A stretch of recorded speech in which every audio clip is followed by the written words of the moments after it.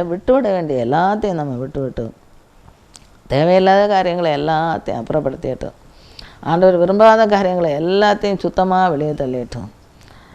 வேதத்தை என்ன செய்யணும்? நேசிக்கணும். வேதத்தை நேசித்து வாசித்து தியானித்து ஜெபித்து அதன்படி வாழணும். வேதத்தில் தான் ஆண்டவருடைய அந்த சத்தியங்கள் எல்லாம் சொல்லியிருக்கு. எப்படி நடக்கணுங்கிறதையும் சொல்லியிருக்கு.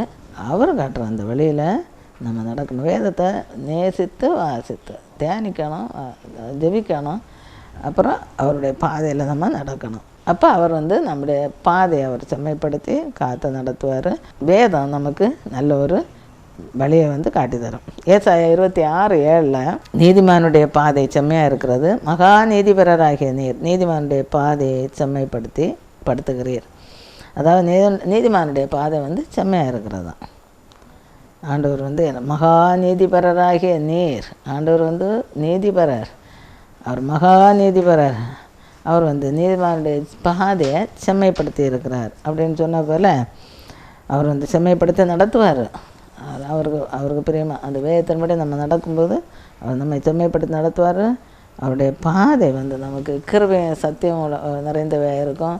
நம்ம ஆசீர்வாதத்தை பெற்றுக்கொள்கிறதுக்கு தகுந்தாப்பில் நம்ம வாழ முடியும். அப்புறம் சங்கீதம் 37:23 என்ன சொல்லியிருக்குன்னா, நல்ல மனுஷனுடைய நடைகள் கர்த்தரால் உறுதிப்படும், அவனுடைய வழியின் மேல் அவர் பிரியமாக இருக்கிறார்.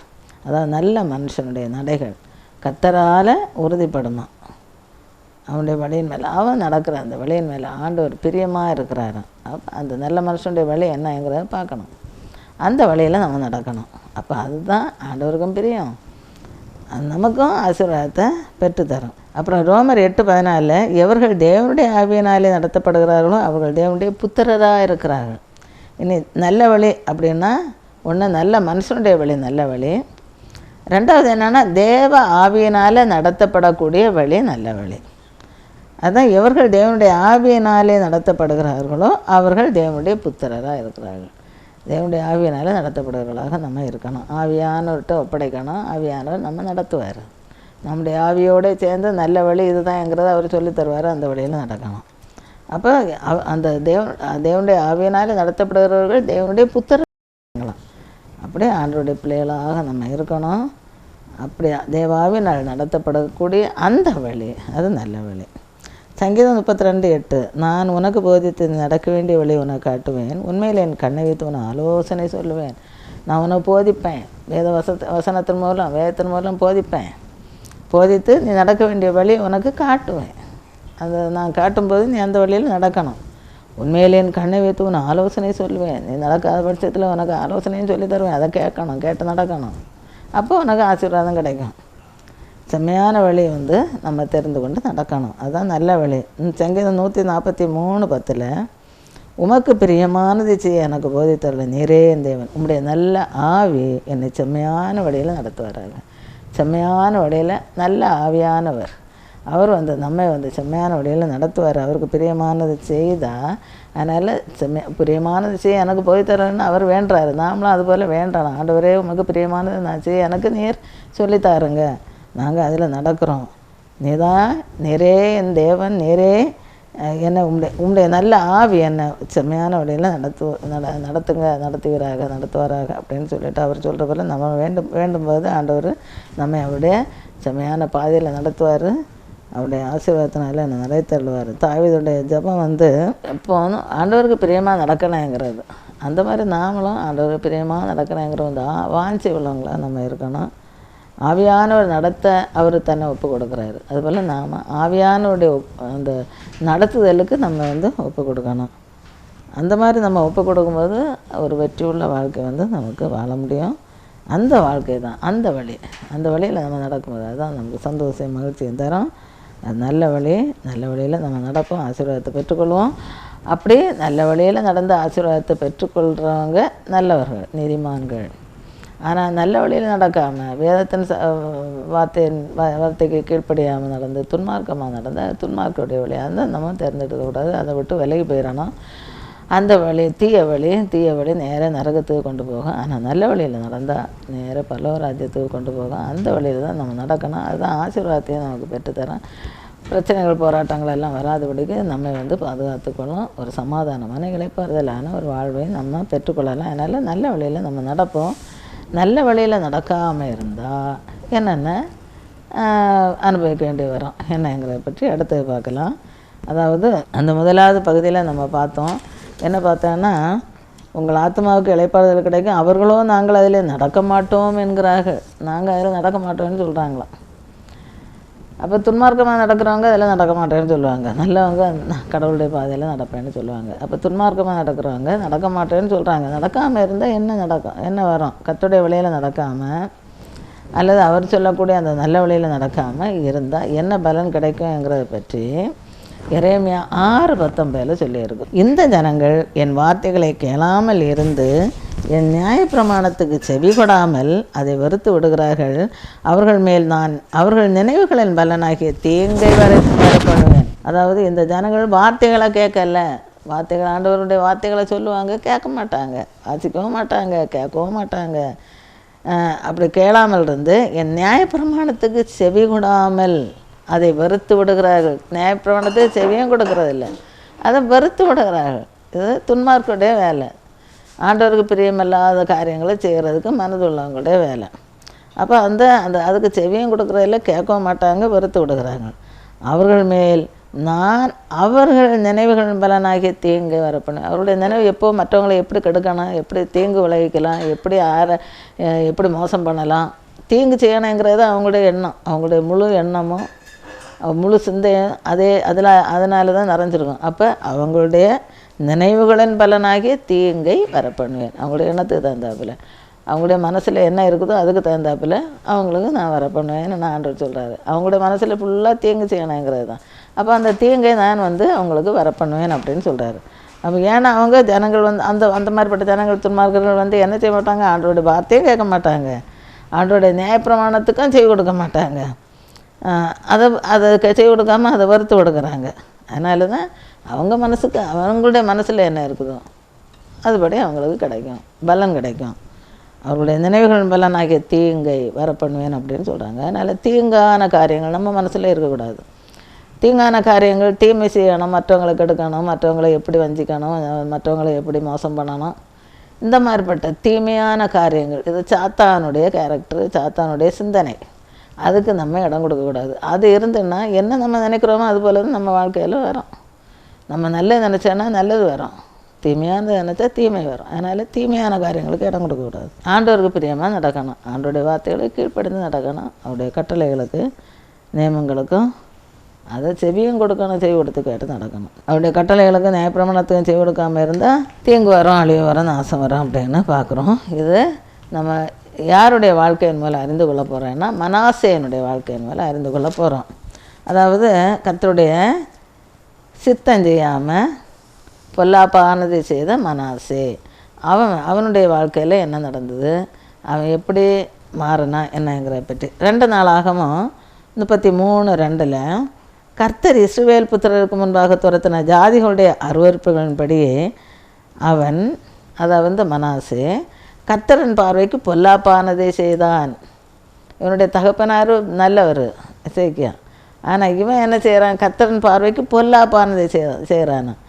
ஆண்டவர் இஸ்ரவேல் புத்திரருக்கு முன்பாக துரத்தின ஜாதிகள், ஏன் அந்த ஜாதிகளை ஆண்டவர் துரத்தினாருன்னா அவங்க அருவருப்புக்கானதை செய்ததுனால, ஆண்டவருக்கு விருப்பம் இல்லாத செய்ததுனால, அதனால தான் ஆண்டவர் அந்த ஜாதிகளை அந்த இடத்துல இல்லாமல் துரத்தினார்.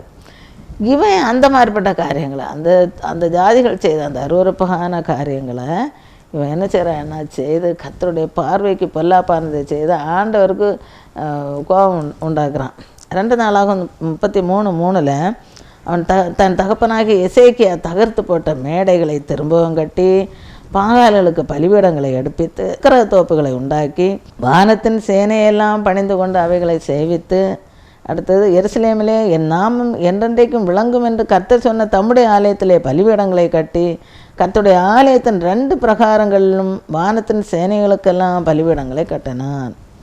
இதெல்லாம் தேவையில்லாத வேலைகள். மேடைகளை திரும்ப கட்டியிருக்கிறான். இசைக்கியா தகப்பனார் இசைக்கியா தகர்த்து போட்ட மேடைகளை திரும்ப கட்டியிருக்கிறான். பாகால்களுக்கு பலிபீடங்களை உண்டாக்கி இருக்கிறான். விக்கிரக தோப்புகளை உண்டாக்கியிருக்கிறான், வானத்தின் சேனைகளை எல்லாம் பணிந்து கொள்கிறான். அதெல்லாம் வந்து செய்யக்கூடாதுன்னு சொன்னது ஆண்டவர். அதையெல்லாம் செய்து எருசலேமில் ஆண்டவருடைய நாமம் என்றென்றைக்கும் விளங்குன்னு சொன்ன அந்த இடத்துல பலிபீடங்களை கட்டியிருக்கிறேன். கர்த்தருடைய ஆலயத்தின் 2 பிரகாரங்கள்லேயும் என்ன பண்ணியிருக்கிறான்னா, வானத்தின் சேனைகளுக்கெல்லாம் பலிபீடங்களை கட்டினான். இதெல்லாம் இந்த அருவறுப்புகளை எல்லாம் கோவிலையும் வேற பண்ணியிருக்கிறான். அப்புறம் இன்னும் குமாரன் பள்ளத்தாக்கில் தன் குமாரரை தீமிதிக்க பண்ணி அவன் செய்த வேண்டாத காரியம் என்னன்னா, இன்னும் குமாரன் பள்ளத்தாக்கிலே தன் குமாரரை தீமிதிக்க பண்ணி, இது வேண்டாத வேலை அவன் செய்கிறது. அடுத்தது நாளும் நிமித்தமும் பார்த்து, இதுவும் ஆண்டவர் செய்யக்கூடாதுன்னு சொன்ன வேலை. பில்லி சூன்யங்களை அனுசரித்து அஞ்சனம் பார்க்கிறவர்களையும் குறிசொல்லுகளையும் வைத்து இது எல்லாம் தேவையில்லாத வேலைகளை செய்கிறான். கர்த்தருக்கு கோபம் உண்டாக அவர் பார்வைக்கு மிகுதியும் பொல்லாப்பானதை செய்தார். ஆண்டவருக்கு எவ்வளவு கோபம் உண்டாகணுமோ அந்த அளவு கோபம் உண்டாகக்கூடிய வகையில் அவருடைய பார்வைக்கு பொல்லாப்பான காரியங்களை செய்துட்ருக்குறேன். தீமிதிக்க பண்ணுறான் குமாரனை, 4 நிமித்தம் பார்க்கக்கூடாதுன்னு சொன்னார், அதை செய்கிறான். பில்லி சூனியம் அதை அனுசரிக்கிறானா, அஞ்சனம் பார்க்குறவங்களையும் குறிச்சொல்களையும் வைத்து அவன் அந்த மாதிரி குறி கேட்குறது, அஞ்சனம் பார்க்குறது, இப்படி இதெல்லாம் செய்யக்கூடாதுன்னு எதெல்லாம் செய்யக்கூடாதுன்னு சொன்னாரோ அதையெல்லாம் செய்து ஆண்டவருக்கு கோபம் உண்டாக்குறான். அப்படி கோபம் உண்டாக்கி கர்த்தருடைய பார்வைக்கு மிகுதியும் பொல்லாப்பானதை செய்தானா. அப்புறம் அடுத்தது என்ன பண்ணியிருக்கிறான்னா, அப்படியே கர்த்தர் இஸ்ரவேல் புத்திரருக்கு முன்பாக அளித்த ஜாதிகளை பார்க்கலும் யூதாவும் எருசலேமின் குடிகளும் பொல்லாப்பு செய்யத்தக்கதாய் மனாசே அவர்களை வழிதப்பி போக பண்ணுறான். ஆண்டவர் வந்து யூதாவையும் கூட வழிதப்பி அவன் வழிதப்பி போனது மட்டும் இல்லாமல் யூத ஜனங்களையும் எல்லாரையும் வழிதப்பி போக பண்ணுறான். அவங்க அந்த ஜாதிகள் செய்ததை விட மோசமான வேலைகளை வந்து வைக்கிறான் ஜனங்களை. அப்படி வழிதப்பி போக பண்ணி இப்படி பண்ணனால ஆண்டவர் என்ன செய்கிறாருன்னா, மனாசையோடையும் அவனுடைய ஜனத்தோடையும் பேசுகிறாரு. நீங்கள் செய்கிறது தப்பு, இது பண்ணக்கூடாதுங்கிறத ஆண்டவருக்கு தன்னுடைய பிள்ளைகள் மூலம் பேசுகிறாரு. கர்த்தருடைய தீர்க்கதரிசிகள் மூலம் அல்லது ஆண்டவருடைய பிள்ளைகள் மூலம் அவர் வந்து பேசுகிறாரு. நீங்கள் இந்த மாதிரியெல்லாம் பண்ணாதுங்க, இது ஆண்டவருக்கு அருவருப்பானது, ஆண்டவருக்கு பொல்லாப்பான காரியம், இதையெல்லாம் விட்டுருங்க அப்படின்னு ஆண்டவர் வந்து என்ன செய்கிறாருன்னா, ஜனத்தோடும் மனாசையோடும் பேசின பிறகும் அதை அவங்க என்ன செய்யலையா, கவனிக்கவே இல்லையா, கண்டுக்காமல் அவங்க பாட்டுக்கு முன்னாலே என்ன செய்கிறாங்களோ அதை போல் செய்துட்ருக்குறாங்க. அதனால் அவர்களுக்கு செய்ய வேண்டியதை ஆண்டவர் செய்கிறாரு. என்னன்னா 11வது வசனத்தில், ஆகையால் கர்த்தர் அசீரியா ராஜாவின் சேனாபதிகளை அவர்கள் மேல் வரப்பண்ணினார். அவர்கள் மனாசே முட்செடிகள் பிடித்து 2 வெண்கல சங்கிலியினால் அவனை கட்டி பாபிலோனுக்கு கொண்டு போனார்கள். என்ன பண்ணுறாங்கன்னா, அசீரியா ராஜாவுடைய சேனாபதிகள் அங்கே வராங்க.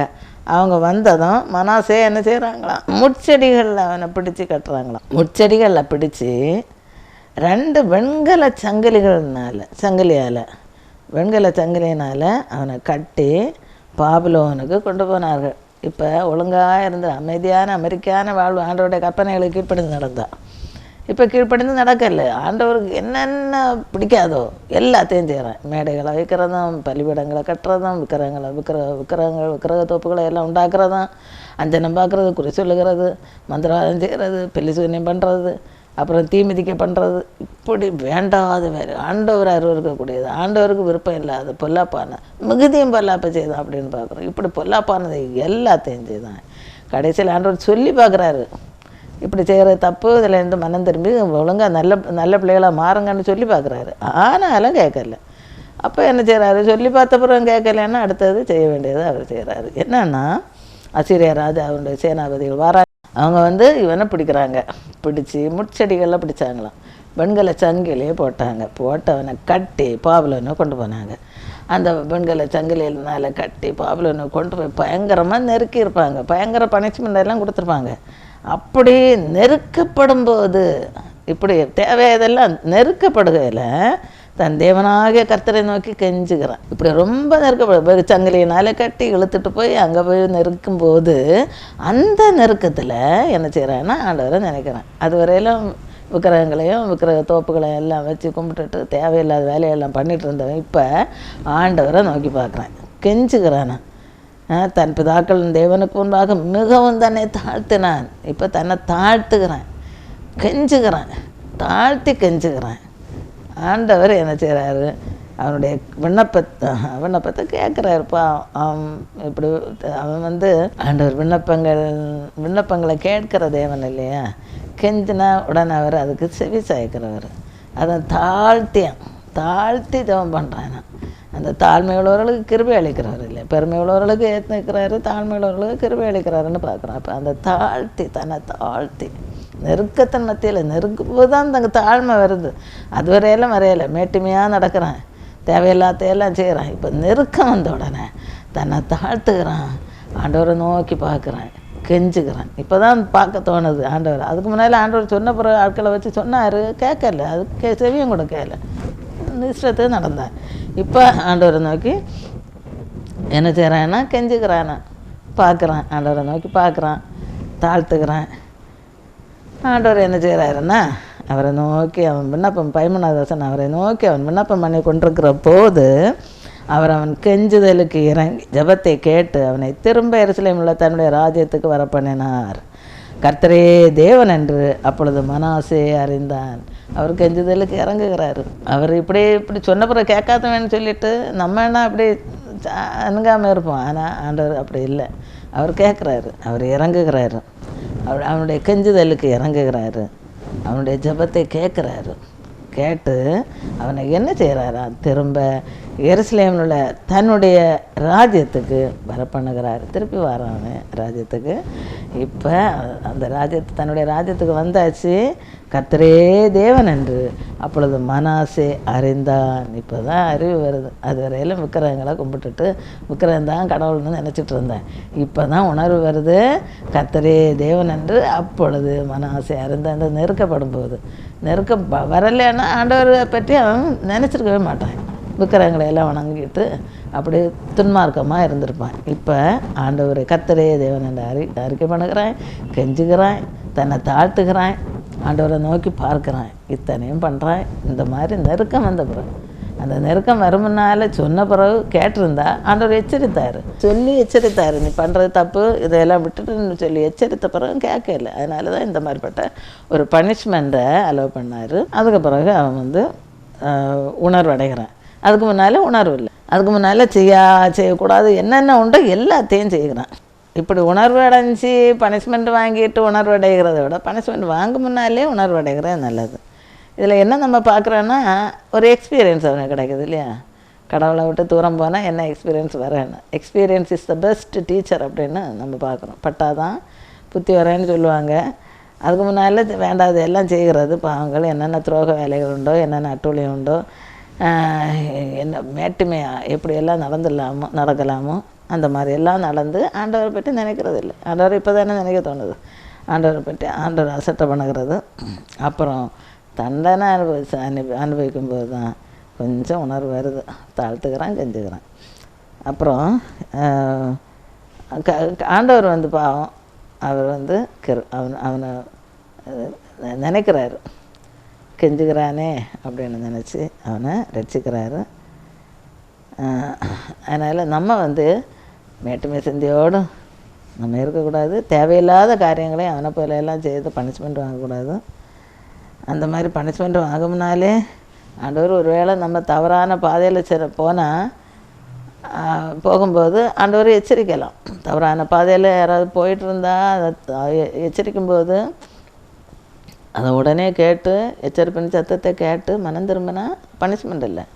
மனம் திரும்பாமல் துணிச்சலாக இன்னும் அந்த இஷ்டத்துக்கு தாறுமாறாக நடந்தால் பிறகு மனாசையை போல் அனுபவிக்க வேண்டி வரும், தீங்கு அனுபவிக்க வேண்டி வரும். தீங்கு அனுபவித்த பிறகு அவன் கெஞ்சினா கேட்டான், நம்ம கெஞ்சினாலும் ஆண்டவர் கேட்பார். இப்படி ஏதாவது ஒன்று பாவங்களை செய்து பனிஷ்மெண்ட்டை வாங்கும்போது அந்த மாதிரிப்பட்ட ஒரு சிச்சுவேஷனில் நம்ம ஆண்டவரை நோக்கி விண்ணப்பம் பண்ணும்போது, அதாவது நமக்கு என்ன வரும், போராட்டங்கள், பிரச்சனைகள், துன்பம், வியாதி, வறுமை, அப்புறம் கடன், இந்த மாதிரிப்பட்ட இதெல்லாம் வரும்போது நம்ம உணரணும், நான் செய்த பாவத்தினால தான் இந்த மாதிரி வந்திருக்கும் அப்படின்னு உணர்ந்து ஆண்டவரை நோக்கி தாழ்த்தி கெஞ்சி அவன் பண்ண போல் ஜெபம் பண்ணும்போது ஆண்டவர் மனாசேயோட விண்ணப்பத்தை கேட்டு உடனே அவனை திருப்பி எருசலேமுக்கு வர பண்ணார். அதுபோல் ஒரு நல்ல ஒரு வாழ்க்கை வந்து அவர் தருவார். அந்த அந்த பாவ சாப வியாதி கட்டுகள் இருந்தெல்லாம் விடுதலையாக்கி நம்ம ஆண்டவர் ரட்சிப்பார், மீட்டுக்கொள்வார். 2 நாளாகமம் 7:14 என்ன சொல்லியிருக்குன்னா, என் நாமம் தரிக்கப்பட்ட என் ஜனங்கள்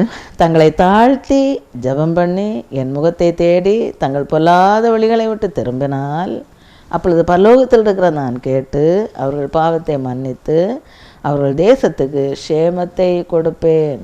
அதாவது என் நாமம் தரிக்கப்பட்ட என் ஜனங்கள் என்ன செய்யணுமா, தாழ்த்தணும் முதல்ல. அப்புறம் தாழ்த்தி ஜெபம் பண்ணணும், ஆண்டவருடைய முகத்தை தேடி போகணும். அப்புறம் பொல்லாத வழிகளை விட்டு திரும்பணும், ஆண்டவருடைய முகத்தை தேடி பொல்லாத வழிகள் என்னென்ன இருக்குதோ அதை விட்டு திரும்பணும், அதை செய்யக்கூடாது. அப்புறம் இப்படி எல்லாம் திரும்பி ஆண்டவர் நோக்கி விண்ணப்பம் பண்ணும்போது ஆண்டவர் என்ன செய்வாராம், பரலோகத்தில் இருக்கிற நான் கேட்டு, ஆண்டவர் பரலோகத்திலிருந்து அந்த விண்ணப்பத்தை கேட்பார். கேட்டு முதல்ல பாவத்தை மன்னிப்பார். பாவங்களாக கேட்டு மன்னிப்பு கேட்கும்போது மன்னிக்கிறாரு அவர். அதுக்கு பிறகு க்ஷேமத்தை தருவார், தேசத்துக்கு க்ஷேமத்தை கொடுப்பேன்ன்றார். நமக்கும் ஒரு ஆசீர்வாதத்தை தருவார், தேசத்துக்கும் நல்ல ஒரு ஆசீர்வாதத்தை தருவார். அதனால் நம்ம என்ன செய்யணும்னா, நம்ம தாழ்த்தி அவரை நோக்கி கெஞ்சி ஜெபிக்கணும், பாவங்களை அவர் கேட்டு மன்னிப்பு கேட்கணும். மன்னிப்பு கேட்டு அவருடைய மீட்பை பெற்றுக்கொள்ளணும், ஆசீர்வாதத்தை சுதந்திரத்து கொள்ளணும். ஒரு எக்ஸாம்பிள், தென்கொரியாவில் வந்து தென்கொரியா தேசம் இயேசு கிறிஸ்துவை ஏற்றுக்கொள்கிறதுக்கு முன்னால் அங்கே வந்து வறுமை, பஞ்சம், பட்டினி, நோய் இந்த மாதிரிப்பட்ட பிரச்சனைகள்னால ரொம்ப கஷ்டப்பட்டுட்டு இருந்தாங்களாம், துன்பப்பட்டுட்டு இருந்தாங்களாம். அதுக்கு பிறகு அவங்க இயேசுவை ஏற்றுக்கொண்டிருக்கிறாங்க. இயேசுவை ஏற்றுக்கொண்டு அவர் காட்டின அந்த பாதையில் அவங்க நடக்க ஆரம்பித்தாங்க.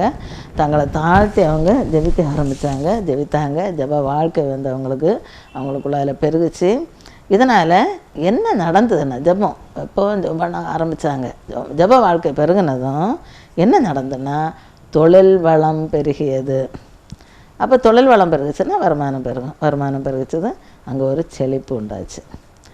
ஆவிக்குரிய ஆசீர்வாதம் கிடச்சி. ஜெப வாழ்க்கை பெருகி வளம், நல்ல தொழில் வளம் பெருகி வருமானம் பெருகினால ஒரு செழிப்பு உண்டாச்சுது.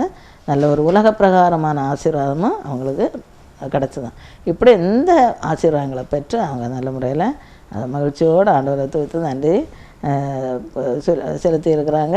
இந்த மாதிரிப்பட்ட ஒரு ஆசீர்வாதம் தங்களை தாழ்த்தி ஆண்டவரை நோக்கி விண்ணப்பம் பண்ணி ஜெபம் பண்ணி ஆண்டவர் பிரியமாக நடந்ததுனால ஆண்டவர் ஆசீர்வதித்தார். அதுபோல் நாமும் ஆண்டவரை தேடணும்.